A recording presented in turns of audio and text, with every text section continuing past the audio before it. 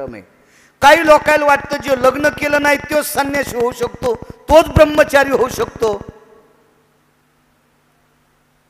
मालकाचा एक पुरावा आहे. विधीने सेवन का मागं पुढं म्हणतोय मी, विषय त्यागाते समान. विधीने सेवन विषय त्यागाते समान. हा माणूस विश्वावरलं कुठलंही पंढरपुरातला मालक सांदीपणीकडे पाटील लेखणी घेऊन शिकायला. आवाज करा, थोडासा करा, मोठा करा, साऊंडला त्या गोड करा.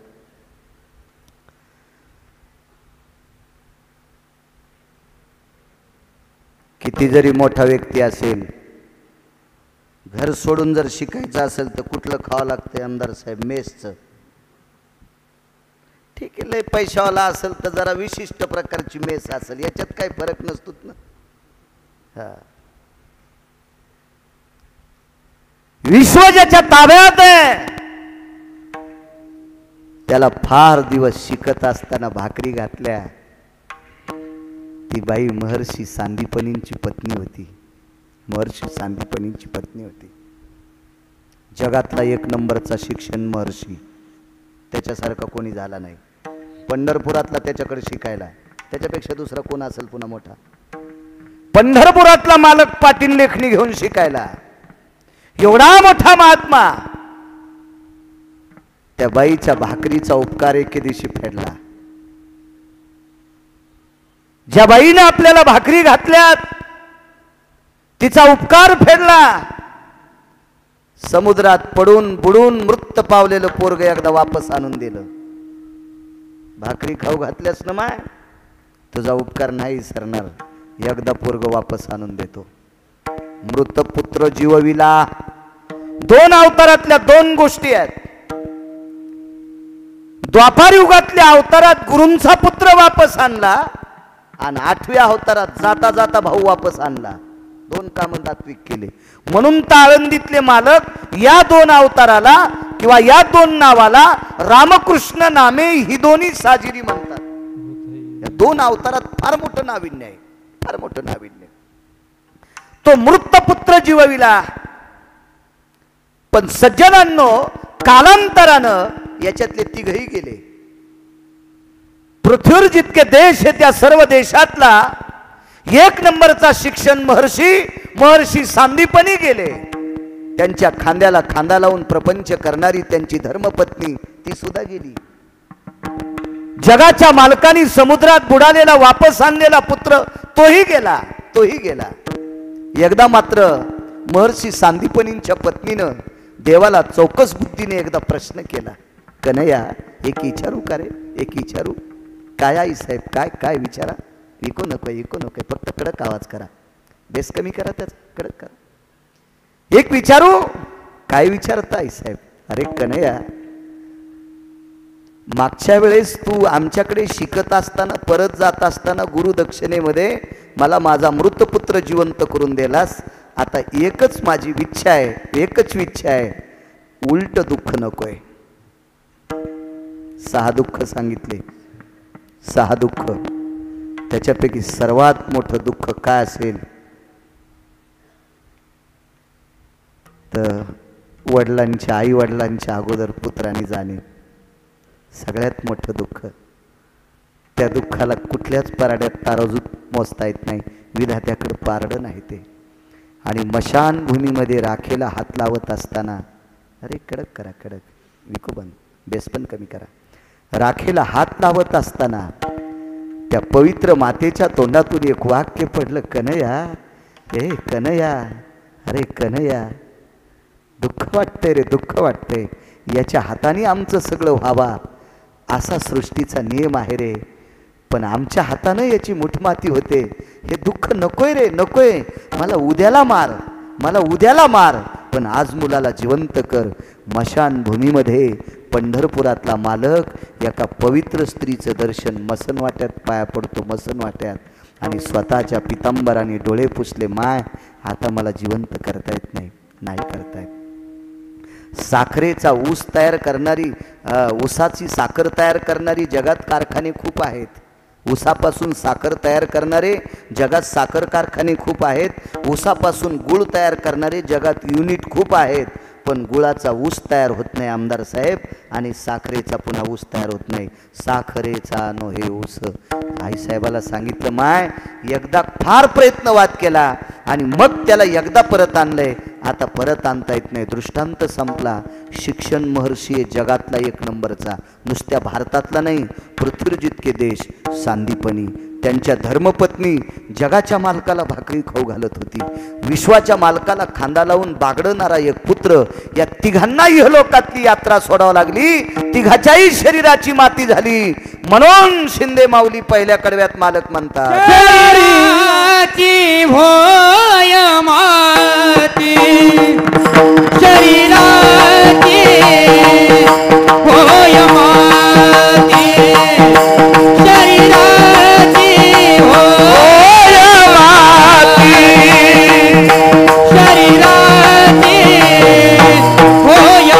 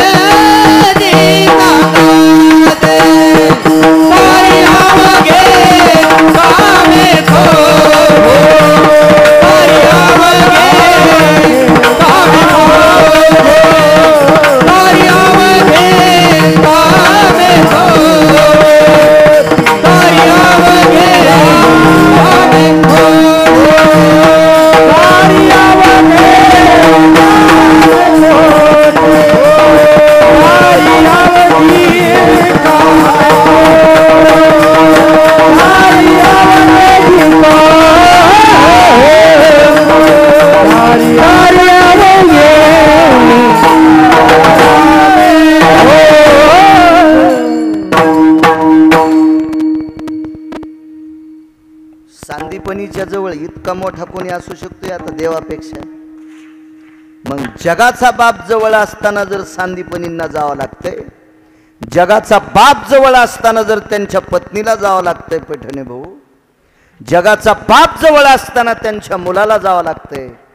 बाबूराव मालक गेले हे मान्य करावं लागेल, नाना मान्य करावं लागतंय. एक पुरावा सांगतो तुम्हाला. एक फार मोठी साध्वी स्त्री आहे. हा देश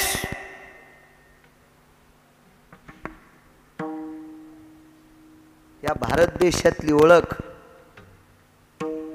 एक थोडस कधी कधी अभ्यास कर जा. या भारत देशातली ओळख ह्या देशातल्या पवित्र लोकांपेक्षा या देशातल्या पवित्र लोकांना जन्माला देणारी पवित्र स्त्री या भारत देशाची ओळख आहे.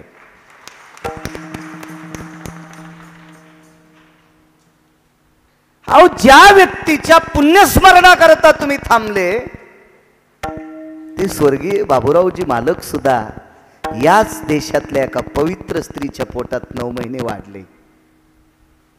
रत्नांना जन्म देणारा, रत्नांना प्रसवणारी या भारत देशातली स्त्री आहे.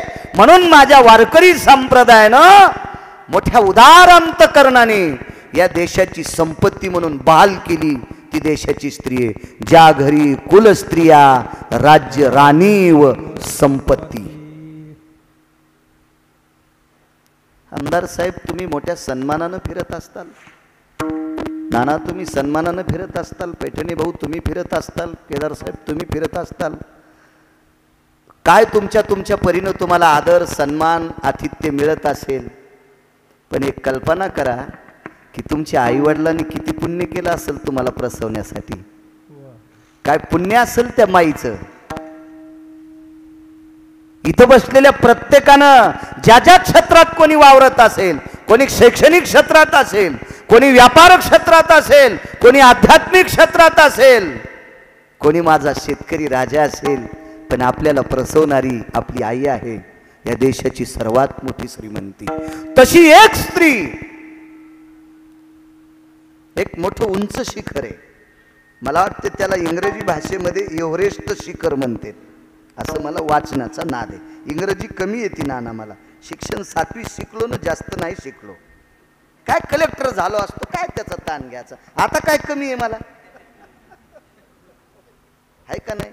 त्या कलेक्टरला तरी एखाद्या वेळेस तुमच्या ढवळ्या कपड्याचा फोन गेल्यावर सही करावं लागते. या पठ्ठ्याचा बॉस पंढरपुरात आहे, काही ताणच नाही ना. विठाला विठाला विठाला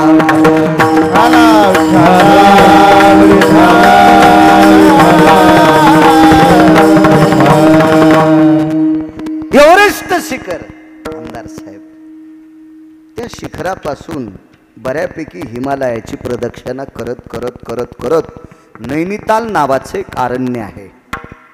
शरीराची होय माती सांगतोय, एवढाच पुरावा ऐका, जास्त त्रास देत नाही तुम्हाला. नैनिताल नावाच्या अरण्यामध्ये एक साध्वी आहे.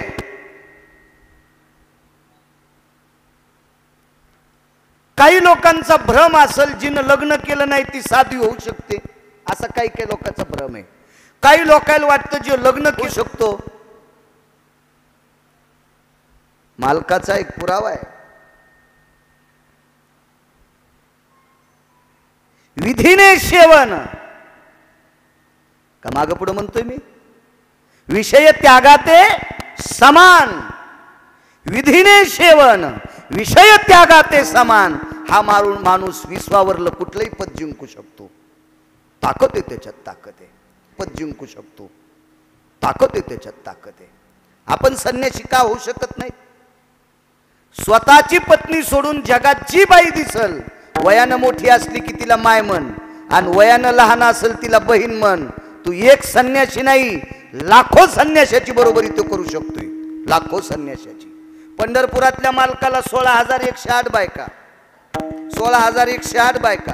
वाक्य देहूतल्या मालकांचे, गिरगावकरांचं नाही, देहूतल्या मालकाचं वाक्य, देहूतल्या मालकांचं.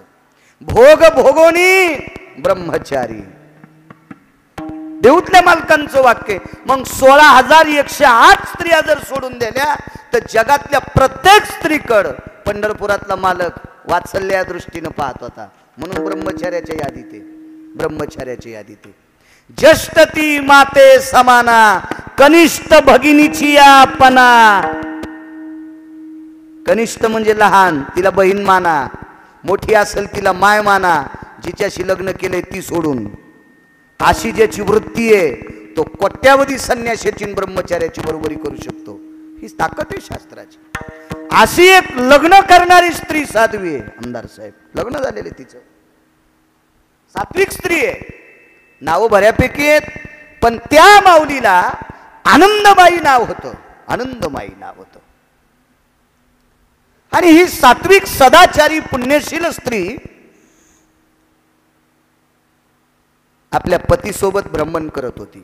पतीसोबत एक जण म्हणला, महाराज नवऱ्यासोबत बायको असल्यावर साध्वीच्या यादीत कशी येईल. ऐका, 55 ते 60 वर्ष प्रपंच केला, हातावर पाणी घेतलं आणि संकल्प सोडला, आणि दोघं यात्रेला निघाले. लेकराच्या स्वाधीन कारभार केला, निघून गेले. नैनितालच्या अरण्यामध्ये एक दिव्य तेजस्वी संन्यासी भेटला. तेजस्वी संन्यासी, किती तेजस्वी सांगतो तुम्हाला. 1949 ते 51 2 वर्ष शंकराचार्यपद बसवलेला व्यक्ती. विठाला विठाला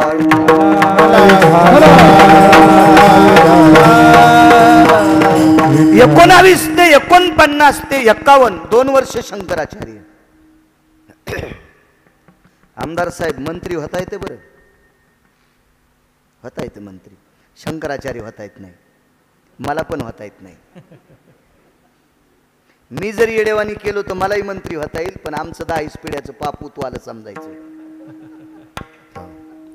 परमार्थात पडलेल्या माणसाने इकडं तिकडं उड्या. आमचा एक पाहुणा चांगला भजन म्हणत होता, ग्रामपंचायतला उभा राहिला. 7.25 एकर जमीन फुकली, 19 शेळ्या इकल्या ना आता नाशिकला खडे खांदायला. त्याला मी म्हणलं नको रे पडू याच्यामध्ये. अरे ते म्हणला बाकीचे लोक, अरे ते ज्याला पावता येते त्यानं उड्या हाणावं, तू कशाला येडेवानी करायला. आपण नाही करायचे. सारा परिसर त्याच्या पाया पडत होता, गाव पाया पडत होतं. आता गुलूपशाट झालेली बाई पण पाया पडन. आगावपणा कशाला करायचं आहे का नाही. मुकट्यान मरायचं, जमीनही गेली चट गेलं, आपलं गेलं बोंबलत तिकडे. तुम्हाला कशाला नाव ठेवू, आमचा पाहुणा होता तो. विठाला विठाला विठाला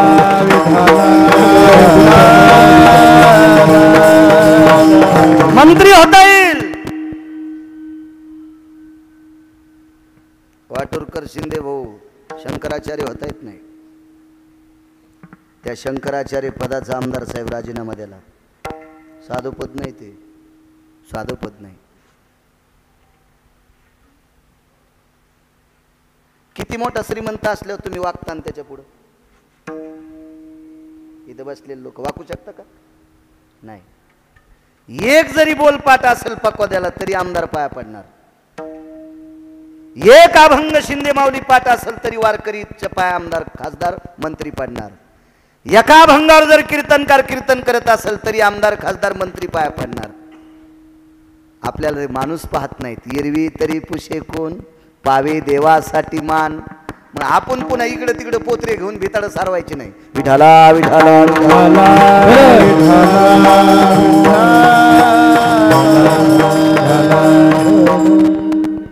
शंकराचार्य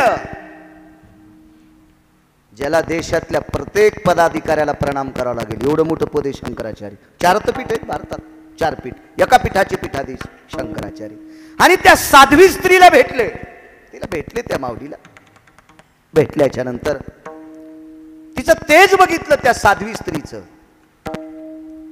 मला वाटतं ती कोणतीही उपास धरीत नव्हती. ती साध्वी स्त्री होती का.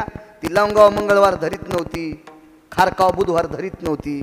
अशी काही तुमच्यावानी ते भंगारी उपास धरीत नव्हती ती. तुमचे चेहरे पाहिल्या पाहिल्या कळते किती मरतुकड्यात किती उपास धरतात तुम्ही. कोण सांगितले तुम्हाला उपास धरायचे. त्या महाराजाचं नाव सांगा, त्याला नदीलाच आणतो. काय नाही, आजचा असू द्या हो, आजचा ठीक असू द्या, ठीक आहे. वर्षाकाठी तो एक उपास असेल त्याबद्दल काही मी नाव ठेवणार नाही. पण अहो परवाला एक बाई भेटली, महिनाभर अधिक मास, महिनाभर श्रावण, आणि दवाखान्यात आता आणली. डॉक्टर हुशे साहेबाची तर पाहिली ना जालन्याला. तिचं हेमोग्लोबिन ती काय लेवल झाली 7 का 5.5. नुसत्या उपासामुळं, नुसत्या उपासामुळं. मग 2 महिन्याचा उपास धरल्यावर तिच्या सोयाबीन मध्ये पाऊस पडायला पाहिजे होता. कोणाच्या पडू की न पडू, पण पंढरपुरातल्या मालकानं काशीतल्या मालकानं तिच्या सोयाबीन मध्ये पाऊस पडायला पाहिजे होता. तिची सोयाबीन पार डोक्या इतकरी व्हायला पाहिजे होती. सोयाबीन हुरपाळली, अंगातलं रक्त गेलं, आणि पुन्हा त्या रक्तानं तापून तापून नवऱ्याला म्हणत होती, अहो तुम्ही गपचीक बसा. अरे म्हणलं वा वा वा वा वा वा. ही ज्या भागात जाईन त्या भागात पाऊस कमी पडणार. कोण सांगते तुम्हाला उपास करायचे. उपास ज्ञानोबराय तुकोबरायांनी सांगितला. एकादशी, सोमवार आणि प्रदोष 3 उपादाशा व्यतिरिक्त जगात कुठला उपास नाही, कुठलाच उपास नाही, कुठलाच उपास नाही. हे सगळे तुम्ही भांगाऱ्या लोकांचे ऐकून उपास धरतात. नालायकानं सांगितलेले उपास धरतात. 2.25 महिन्याला ऑपरेशन करावं लागलं एका मुलीचं. अक्षिदा पडल्याच्या नंतर 2.25 महिन्याला गर्भाशयाची पिशवी काढली आमदार साहेब. डॉक्टरनं सांगितले जास्त उपास धरीत होती. नका करू, नका नका नका, काय होत नाही ना. मी 250 ग्रंथ वाचलेत आतापर्यंत. मला 3 उपासाच्या व्यतिरिक्त उपास सापडत नाही, सापडत नाही. आणि माझ्यापेक्षा जास्त कोणी ग्रंथ वाचले असतील त्यानं 4था उपवास सांगावा. मी त्याच्या बुटा चप्पलचं मंदिर बांधतो, मी त्याच्या बूट चप्पलचं मंदिर बांधतो. माईकवर बोलणं इतकं सोपं आहे. किती कॅमेरे चालू येते. 250 ग्रंथ वाचलेत आतापर्यंत, 250 नाही उपास सापडे. अहो किती किती येडेवानी करता. हो जाऊ द्या यायच्या. आता उद्या नवरात्र सुरू होत्या, गणपती संपल्यावर नवरात्रात पोट्टे चपला घालीनच चांगले चांगले आडबांडके कठाळ्यावानी. माईला नीट बोलणं, बापाला नीट बोलणं तो कठाळ्या, आणि नवरात्रात चप्पल घालीत नाही. 9 दिवस साबुदाणा खातू, आणि दसरा झाला की घोरपडी धरी तू. अरे सुंबळ्या, तुला यम इतका हानीन भाडव्या, इंच भर जागा ठोणार नाही लाल करायची. विठाला विठाला विठाला विठाला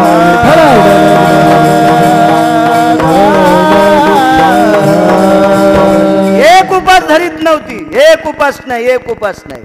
नवऱ्यानं सांगितलं तीर्थयात्रा करायची. त्या साध्वीचं चरित्र सांगतोय. नवऱ्यानं सांगितली तीर्थयात्रा करायची.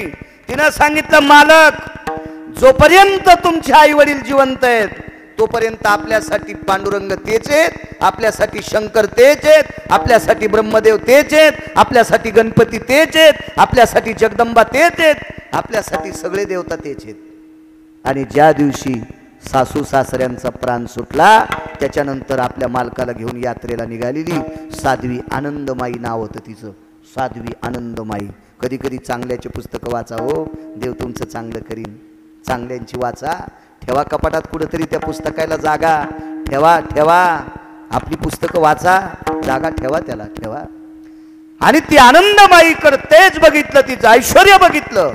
भक्तीचं ऐश्वर्य पाहिल्याबरोबर शंकराचार्य नतमस्तक झाले. शंकराचार्य. शंकराचार्यांना ती म्हणाली, अरे राम, अरे तुर, अरे राम, अरे तू माझ्यावर काय प्रसन्न होतो? माझ्यापेक्षा फार मोठी बुद्धिवान, माझ्यापेक्षा फार मोठं भक्तीचं शिखर गाठलेली अजून एक साध्वी स्त्री आहे, तिच्या भेटी करता जाय. शरीराची होय माती सांगतोय. उदाहरण क्रमांक 3 सांगायलो, 2 झाले, तिसरं सांगतोय. आणि शंकराचार्य आमदार साहेब दिल्लीला आले. दिल्लीहून 120 मैल अंतरावर एक शहर आहे. त्या शहराचं नाव आहे आग्रा. आवाज कडक. आग्रा नाव, आग्रा त्या शहराचं नाव. आणि आग्र्यामध्ये शंकराचार्य आले. आग्र्यामध्ये ज्या वेळेला शंकराचार्यांचं पदार्पण झालं त्यावेळेला ते खाली गावात आल्याबरोबर चौकात एक भिकारी दिसला. भिकाऱ्याकडे पाहत असताना प्रत्येकाचा दृष्टिकोन वेगळा असतो. साधा सुद्धा, हे ते भिकारी आहे. भिकारी किती परवडा. परवडत कोणते लोक नाहीत माहितीत का तुम्हाला? भिकार चोट. केदारराव, भिकारी कोणालाही परवडतो, फक्त भिकार चोट लोक परवडत नाहीत. तुमच्या नशिबाला तर भिकार चोट कावाची येऊन, कारण भिकार चोट लोकांचं काहीच खरं नसतंय. सकाळी तुमचे भजे खातात, दुपारी यायच्याकडे जाते, संध्याकाळी त्याची खिचडी खातेत आणि दानका चौथ्यालाच आणतेत. हे भिकार चोट लोक असतात. हे फक्त तुम्ही म्हणत नसतात. आम्हाला याच्याशी काही गरज नाही ना. गाव जेले हनुमान बहार, आपल्याला काय समजत नाही. संन्याशाला लुगड्याचा भाव काय करायचा? संन्याशाला लुगड्याचा भाव माहीतच ना. आपण त्याच्यातले संन्याशी, त्याच्यामुळे आम्हाला काही भीती नाही. तुम्हाला जरा भीती वाटते कशाला बोलायचं, त्याच्यामुळे तुम्ही बोलत नाही. भिकारी परवडला. भिकार छोट लोक चांगले नसतात. मी त्या भिकाऱ्याहून सांगतोय. आणि तो भिकारी स्वामी रामांना भेटला. साहेब, तो भिकारी सामान्य नव्हता. तो सूर्याला थांबत होता. हात केला सूर्याला, हात केला, हात थांबलो सूर्याला. इतकी भिकाऱ्याची ताकद होती. त्या डाव्या हातात काठी होती, उजव्या हात असा केलेला होता. भिक्षा मागू लागला. स्वामी रामांना नाही, तो रोज एका घरी भिक्षा मागत होता, एका पवित्र स्त्रीच्या घरी. त्या भिक्षेचं नाव आहे कांती भिक्षा. कांती भिक्षा. कांती भिक्षा म्हणजे शिजलेली पदार्थ, शिजलेली पदार्थ, तयार झालेला स्वयंपाक.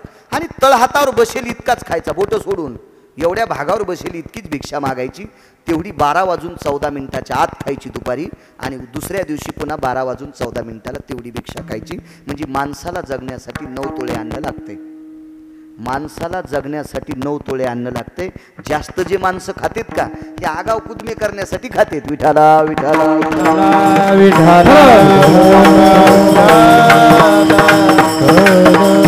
मग योगी मुनी ऋषी तपी अनुरागी हे तपश्चर्या करत होते ना.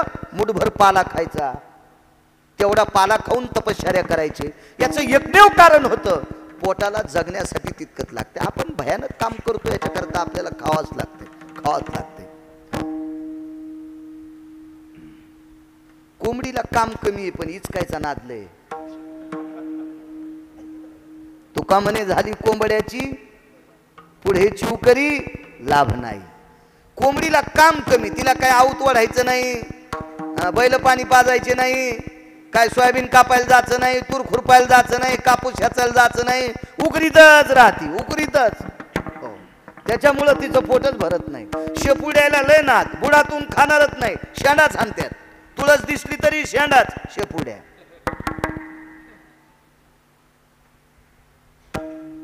त्याच्यामुळं ते सारख्या सारख्या सारख्या, तसं आपलं जीवन झालंय शेपुड्यासारखं, कोंबड्यासारखं. असो. त्या भिकाऱ्याला विचारलं, महात्माजी इथे एक साध्वी कुठे राहती? त्या भिकाऱ्याने शंकराचार्यांना सांगितलं, जिथं सूर्य क्षीण झालाय तिथं साध्वी राहती. 27 दिवस पाऊस नव्हता आग्र्यामध्ये. 52-53 गोष्ट सांगतोय. त्यावेळेला माझा जन्म नव्हता, माझा ते जन्म 83चा, पण मी 52-53 सांगतोय. 27 दिवस आग्र्यात पाऊस नाही. आणि एकाच जाग्यावर फक्त ऊन नाही, बाकी चौकडा आग्रा उन्हानं तापलाय. जिथं सूर्य क्षीण झालाय तिथं साध्वी. हे पत्ता सांगायची ताकद ज्या भिकारी येते, तो भिकारी किती पावरबाजा असेल कल्पना करा. स्वामी रामांनी त्याला प्रणाम केला आणि पुढे निघाले. तर स्वामी रामांच्या सोबत 2 शिष्य होते. त्यांनी रामांना विचारलं, मालकांना विचारलं, गुरुदेव हा भिकारी याला प्रणाम कस काय केला? तर स्वामी रामांचं एक वाक्य ऐका, ते तुमच्या कामाचं आहे. इथं बसलेले तुमच्या सगळ्याच्या कामाचे राजकारणी लोकांचं. ज्याला मोठं व्हायचं असेल त्यानं बारक्यांना लहान म्हणायचं नाही.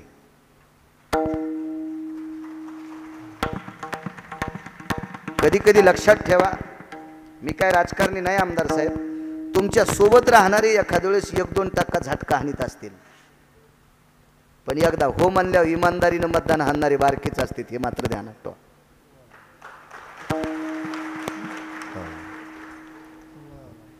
कारण ज्याला मोठं व्हायचंय का त्यानं बारक्या लोकांना लहान म्हणायचं नाही. एक पुरावा सांगतो, मी नेहमी सांगत असतो कीर्तनात. शहाणा आचार्य होतं, एक नालायक आचार्य होतं, बुजदिल मूर्ख आचार्य होतं, मूर्ख आचार्य. आणि आता ते गॅस वगैरे सगळ्या पद्धती आहेत, त्यावेळेला चुलांगणावर स्वयंपाक करायचे. आणि मोठा कार्यक्रम, त्या कार्यक्रमात त्या आचार्याला बोलवलं, त्यानं सांगितलं बारकी लाकडं आणायचीच नाही, सगळी लाकडं मोठ्यालीच आणली. सकाळपासून चुलांगण पेटीत होतं, 4 वाजले तरी चुलांगणच पेटणं. माझ्यासारखा येळपट बाळू सारखा बाळू गेला आणि त्याला म्हणलं, अहो आता उद्या पाहुणे येणार आहेत, बुंदी तळायची, नुकती तळायची, चक्की करायची, चिवडा करायचा आहे, शेव तळायची, बऱ्यापैकी गोष्टी करायच्या. चुलांगण कधी पेटवायलो ना? ते मला धोत्रावर म्हणल्यामुळं त्याला वाटलं येडपटच आहे का नाही. धोत्रावर लोक साधं मला कंडक्टर तिकीट देत नव्हतं, म्हणजे चिल्लर. एकदा आम्हाला जिंतूरला जायचं, 7.5 रुपये तिकीट आणि 50ची नोट दिली. काय कळतं का हो तुम्हाला? 7.5 रुपये तिकीट आणि 50ची नोट द्यायले. माझ्यासोबत एक थैली घ्यायला पोरगं होतं पॅन्टीवालं, मी त्यात जो 100ची नोट दिली. ते म्हणला जिंतूरचे 2 तिकीट देतो भैया. ते पॅन्टी पाहून कंडक्टर भैया म्हणलं, आणि मला धोत्रावर येडपटवानीच. मी खाली उतरताना म्हणलं, कंडक्टर साहेब ह्या धोत्राच्या नादी लागू नका, तुमच्यासारखे 100-150 मी आवताला झुपीन. म्हणजे धोत्रावरलेलं कोणी येडपटवानी समजित. कल्पना करा, धोत्रावाल्यांनी जमिनी ठेवल्यात म्हणून पॅन्टीवाले नीट खालेत, हे ध्यानात ठेवा. धोत्रावाल्यांनी जमिनी विकून बायका जर गोव्याला फिरायला नेल्या असत्या ना, धोत्रावाल्यानं जमिनी विकून बायका जर हनीमूनला नेल्या असत्या ना, तर पॅन्टीवाल्याला मुंबईला गटार उपसावं लागले असते, गटार. धोत्रावाल्याचा अपमान करू नका, त्याचा आदर ठेवा. केदारराव, ह्या धोत्रामुळे तुम्ही 2 कोटीच्या बंगल्यात राहिले, हे ध्यानात ठेवा. हे धोतर साधं नव्हतं, या धोत्राचा आदर ठेवा. घराच्या बाहेर पडत असताना याच धोत्रावाल्या व्यक्तीचा नमस्कार करा, विश्वात तुम्हाला कमी पडणार नाही. या धोत्राला नमस्कार करीचा पहिला.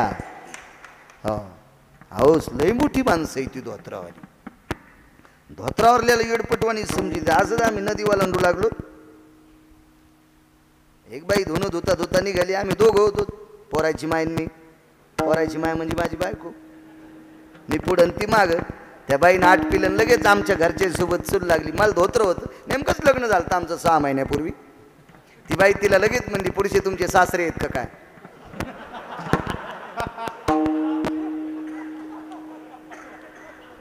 असं म्हणली ती बाई. घरी आल्या आमच्या घरचे म्हणले बाई तुम्ही का नाही कीर्तनात काही घाली जा पण घरी आल्यावर पॅन्टच घाली जा. अरे म्हणलं कुठं नादी लागावीच्या आता हे अवघड काम झालं म्हणलं. सासूचं दुखायलं आणि डॉक्टर जावाई अवघड काम झालं म्हणलं आता. पण औषध होतं माझ्याकडं चांगला